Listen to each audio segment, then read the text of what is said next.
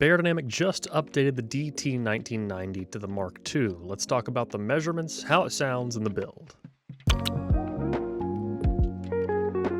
This is the DT1990 Mark II. Starting off with the build, well, it reminds me a lot of the first one with a few changes. The side plate dents in just a little bit right here. We can still see the metallic mesh on the inside there that it ends up, I think that's actually just for show. I'll go into that in a minute. We have our mini XLR termination right here. Same kind of pads we had before with two sets, both the producer pads and the analytical pads that come in the hard carrying case. Here is one of the other pads. A phone cord style cable that terminates in 3.5mm with an adapter to 6.3mm, and a secondary cable in the box. Nice welcome change on the Mark II is that right here on top we actually have a bit of a dent right here in the middle, so a bit more pressure sits on either side rather than on the very top of the head. Glant pressure is decent, and you'll notice right here inside the cup we get a bit of extra damping over the driver, something that actually looks a lot like what we get here in the DT900 Pro X. Now, this doesn't have the pad mounting system of the Pro X. This has the pad mounting system that we see on all the classic Beyers, where they are just fitting over a lip. Now, if I pop this off right here, there's a couple things I noticed that are new. One of which, not particularly surprising, is that this is closer to a closed back headphone than an open back headphone. You can see right here, this is actually all the openings we really get. But unlike the 880 and 990, what we're getting here is a much easier to replace driver if something breaks. There's no soldering or anything, this just slaps right in. I do like that this is a toolless assembly that's very easy for you to replace parts on. And I do wish that more manufacturers made headphones that were easier to repair if something does actually break. Other than that, these are well built. Like the original DT1990, they feel like a tank. These are slightly less heavy, slightly less tanky than the OGs, but they still feel pretty solid. That is about where the good things end though. The OG DT1990s suffered from very peaky, very bright treble, and that has not changed at all. It really hasn't changed at all. The only real difference is that these are a bit less recessed in an area right before the treble, and it does make the peak look a little bit smaller. The peaks are still there, and they're still at about the same level. The funny thing is that Beyer has made a headphone here that is sonically worse than something cheaper they made several years ago, the DT900 Pro X, which, if you ask me, was Beyer starting to head in a better direction. The 900 Pro X has more comfortable pads. It has less spiky, still kind of bright, but less spiky treble than the DT1990 Mark I, Mark II, or the 990s. And this was a model that really started to give me hope for the direction Beyer was headed in. Then we have this. There was a time when I was very new to the hobby, when I believed the 1990, the original one, was a pretty solid headphone. Those feelings very quickly faded after I purchased one and tried to live with it for a duration of time. And with hindsight being 2020, I do wish that I had never recommended the original. Now that I have spent more time with a lot more headphones, I find it difficult to listen to this one because it's just so bright. I've had a number of people tell me, well, that's because it's a studio headphone and studio headphones are meant to be bright and accurate. This is not what I would describe as accurate. And you'll get into the measurements in just a little bit, you'll see what I'm saying. If anything, I think that Beyerdynamic's headphones that are so excessively bright are what is at least partly contributing to how many poor mixes are in the world today. From subjective sonic impressions, this is a headphone that is so bright and so sibilant that I really could not evaluate most of its sonic properties. I couldn't tell you anything about the soundstage, about the imaging. All I could tell you is that it is so overwhelmingly bright that it was annoying to listen to, and I did not want to evaluate any more properties than that. And believe me, I've tried to spend time with it. I've had this here for a couple weeks. I have left it on my head despite not wanting to, and I'm thankful to get this review done so I can stop listening to them. There is a comparison a lot of people make, and it's that the Yamaha NS10 was a horrible speaker that was used for recording studios. And when people refer to that, they say, well, the NS10 was a bad speaker, but studios loved it because if they could mix something on that to sound good, it would sound good at anything. I also believed this for a time, and then I found out the truth behind it. The reason it was actually a popular studio speaker is because the NS10 was consistent.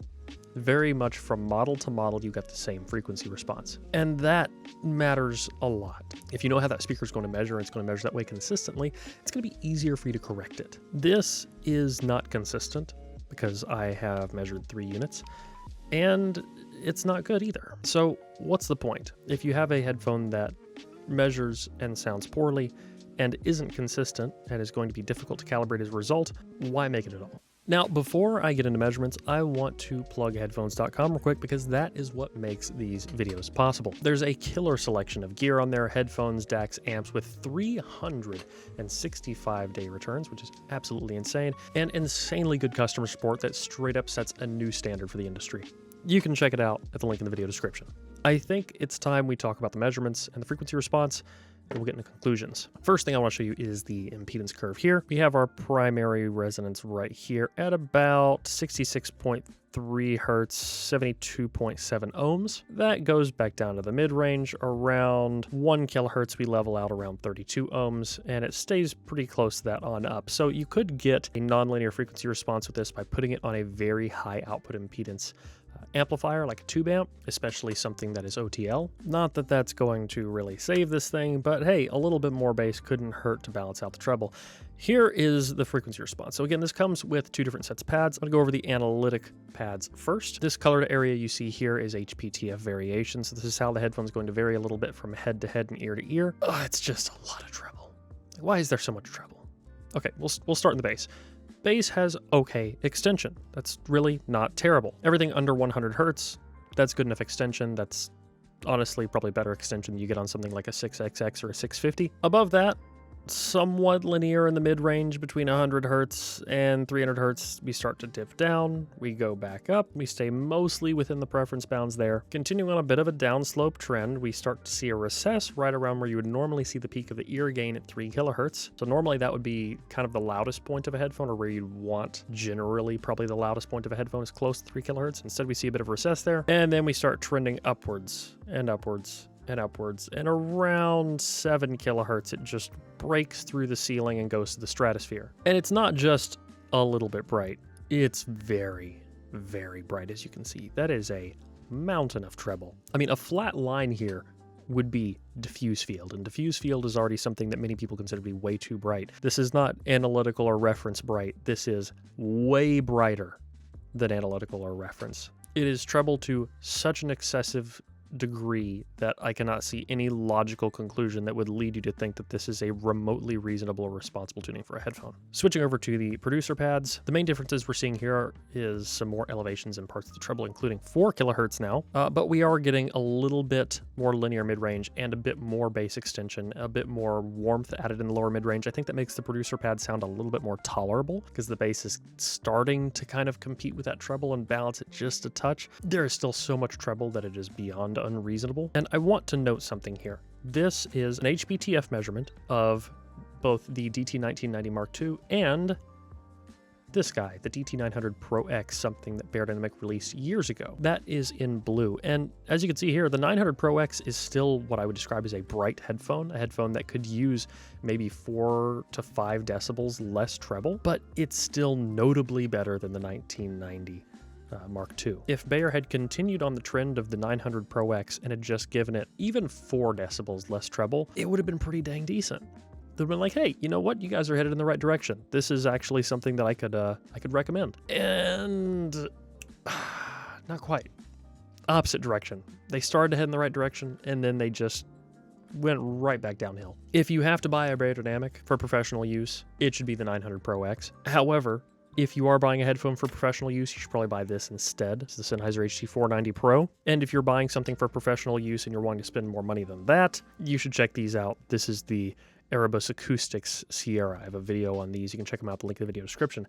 This is much closer to an actual reference headphone. And again, so is the 490 Pro. Though not perfect, it is notably better than either of these. To get a result like this, you have to be essentially completely ignoring the last decade of science. It's the only way you can land on a result like this. And I have spoken to some of the guys at Beyer. I have given them feedback. I'm hoping that I can speak to them some more about this, because I genuinely believe Beyer makes some things that are very nicely constructed. And there's no question that they have a pretty big presence on the market.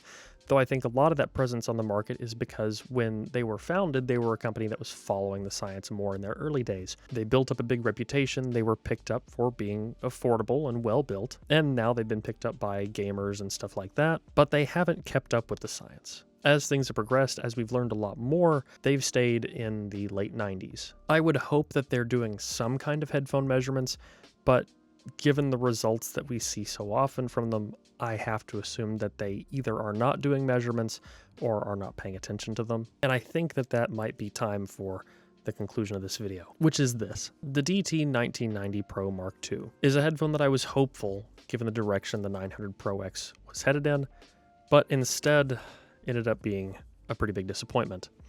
I do think it's an improvement over the original DT1990, but I still think that this is an embarrassing headphone to release in 2024. So I think that's going to wrap this video up. Guys, if you liked this video, leave a like down below. Comment letting me know what you want to see in the future. If you want to get active in the community, you can at the Discord or the forum, both available at the link in the video description.